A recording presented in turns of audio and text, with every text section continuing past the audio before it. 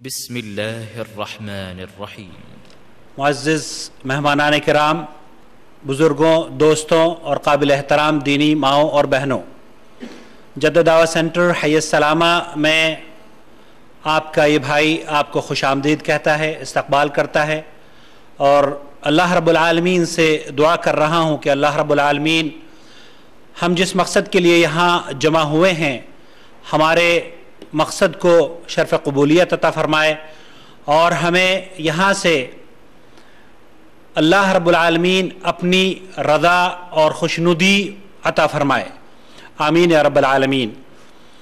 حضرات، یہ ہمارے لیے نہایت ہی سعادت کی بات ہے کہ آج ہمارے درمیان پاکستان کی ایک عظیم شخصیت، ایک عظیم خطیب ہمارے درمیان تشریف فرما ہیں، فضیلت شیخ قاری خلیل الرحمن حفظہ اللہ۔ آپ کراچی سے تشریف لائے ہیں عمرے کی سعادت حاصل کرنے کے لیے۔ اللہ رب العالمین آپ کے سفر کو، آپ کے عمرے کو اور آپ کی تمام عبادات کو قبول فرمائے، اور آپ کے اس یہاں آنے کو جدہ میں ہم سب کو آپ سے مستفید ہونے کا شرف عطا فرمائے، آمین یا رب العالمین۔ حضرات، فضیلت شیخ قاری خلیل الرحمن کسی تعارف کے محتاج نہیں ہیں۔ گزشتہ سال بھی آپ تشریف لائے تھے اور مختلف مقامات پر آپ کی تقاریر ہوئی تھیں، جو کہ آڈیو کیسیٹس اور ویڈیو کیسیٹس یا وی سی ڈیز کے ذریعے پوری دنیا میں الحمدللہ اللہ تعالیٰ نے ان کو پذیرائی انہیں حاصل ہوئی ہے۔ یہاں آج کا جو پروگرام ہم نے رکھا ہے، چونکہ بہت ہی عجلت میں یہ پروگرام مرتب کیا گیا ہے، اس لیے بعض اخوان کو تو اس کا علم بھی نہیں ہے، لیکن اس کے باوجود بھی ہم نے یہ سوچا کہ چونکہ شیخ ابھی ہمارے درمیان موجود ہیں تو اس سے اچھا موقع کیا ہوگا کہ ہم آپ سے فضیلت شیخ سے مستفید ہوں۔ پروگرام انشاءاللہ تعالی اس کی نوعیت کچھ اس طرح کی ہے کہ فضیلت شیخ قاری خلیل الرحمن کا خطاب ہوگا، آپ قرآن خوانی، ایصال ثواب کے حکم کے بارے میں اور اس کی اسلام میں کیا حقیقت ہے وہ بیان فرمائیں گے۔ اس کے بعد جو سوالات اگر کچھ ہوں گے تو وہ سوالات فضیلت شیخ کے سامنے پیش کیے جائیں گے اور ان کے جوابات آپ سماعت فرمائیں گے۔ وعلیکم ورحمۃ اللہ وبرکاتہ۔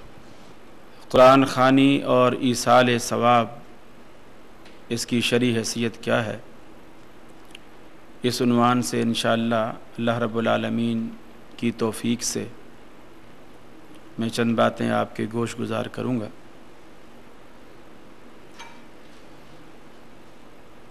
عوام الناس میں یہ بات معروف ہے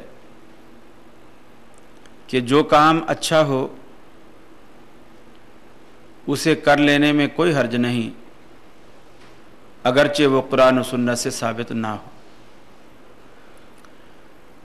در حقیقت یہ اس لا علمی کی بنا پر ایسا ہوتا ہے کہ آدمی کو یہ پتہ نہیں ہوتا کہ اچھا کام کہتے کسے ہیں۔ قرآن و سنت میں اس کا پروف نہ ہونا اور پھر اس کام کو اچھا بھی کہنا، یہ دونوں متضاد باتیں۔ کچھ لوگوں کے ذہن میں یہ ہوتا ہے کہ میاں اسے اگر کر لیا جائے تو کیا حرج ہے۔ کچھ لوگوں کے ذہن میں یہ ہوتا ہے مانا کہ قرآن و سنت میں یہ بات نہیں ہے، لیکن میری تو نیت اچھی ہے، میرا تو ارادہ اچھا ہے، میں تو نیک ارادے سے ایسا کر رہا ہوں۔ میں انہی حوالوں سے کچھ بات کرنا چاہتا ہوں کہ آیا صرف نیت کا اچھا ہونا اور اس عمل کا کتاب و سنت میں موجود نہ ہونا کافی ہے؟ کیا حرج کہہ کر اس کو کر گزرنا اور کتاب و سنت سے دلیل نہ لینا کافی ہے؟ پھر اس کام کا اچھا ہونا اس اعتبار سے کہ میری عقل، میرے ذہن میں یا میرے معاشرے میں، میری سوسائٹی میں، میرے علاقے میں یہ کام اچھا گردانا جاتا ہے، اس لیے اچھا ہے، اگرچہ وہ قرآن و سنت کے منافی ہو۔ کیا یہ کافی ہے؟ میں انہی چند ایک باتوں پر اپنی بات کو رکھوں گا، انشاءاللہ بات سمجھ میں آئے گی۔ پہلی بات کہ میری نیت اچھی ہے۔ حدیث میں آتا انما الاعمال بالنیات کہ تمام اعمال کا دار و مدار نیت پر۔ نیت ایک تعین ہے اس منزل کا آپ جہاں گاڑی لے جانا چاہتے ہیں۔ اب وہ اچھی ہے تو آپ اس منزل تک پہنچیں گے، وہ اچھی نہیں ہے تو آپ اس منزل تک نہیں پہنچیں گے۔ لیکن اس کی دلیل کیا ہے کہ میری نیت اچھی ہے؟ اچھائی اور برائی کا معیار کیا ہے؟ نیکی اور بدی کا معیار کیا ہے؟ حضرت عبداللہ بن رواحہ رضی اللہ تعالی عنہ رسول اکرم صلی اللہ علیہ وسلم کے بڑے جلیل القدر صحابی ہیں۔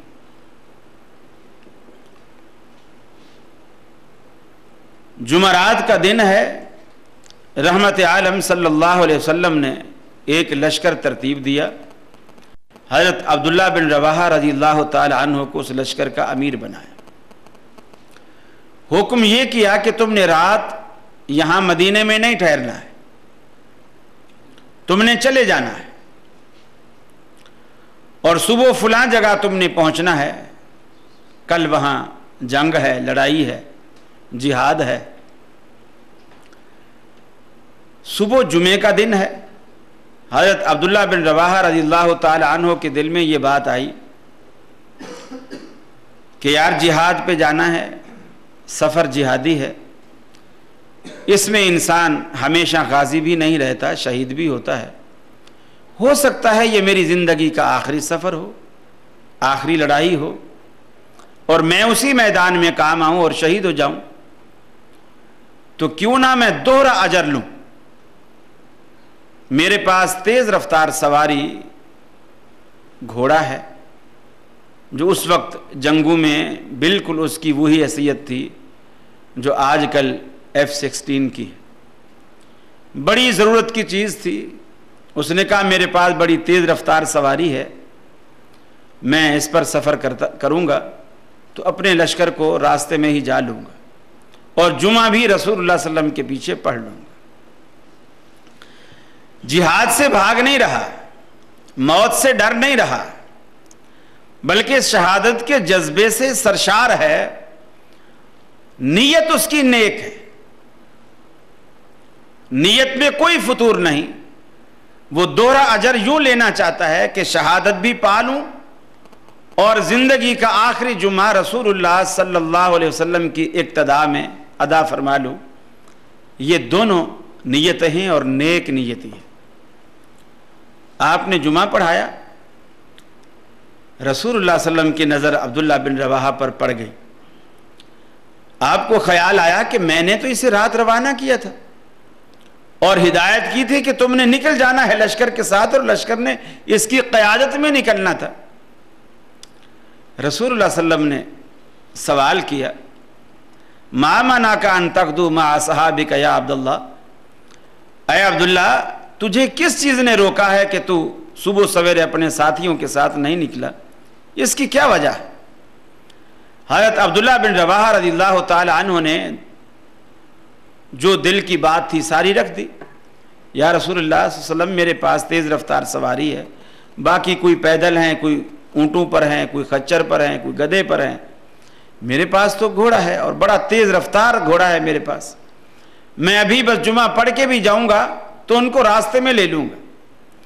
تو میں نے یہ سوچا کہ جمعہ آپ کے پیچھے پڑھ لوں۔ اب یہ کہنا کہ میری نیت چونکہ نیک ہے، اگرچہ وہ کام قرآن و سنت سے ثابت نہیں ہے، تو میری نیت چونکہ نیک ہے، اللہ رب العالمین مجھے اجر دے گا، یہ امید رکھنا یہ غلط ہے۔ اس لیے کہ جب حضرت عبداللہ بن رواحہ رضی اللہ تعالیٰ عنہ نے اپنی نیک نیتی رسول اللہ صلی اللہ علیہ وسلم کے سامنے کھول کر رکھ دی، آپ نے فرمایا اے عبداللہ آج کے بعد اگر تو ساری عمر بھی عمل کرتا رہے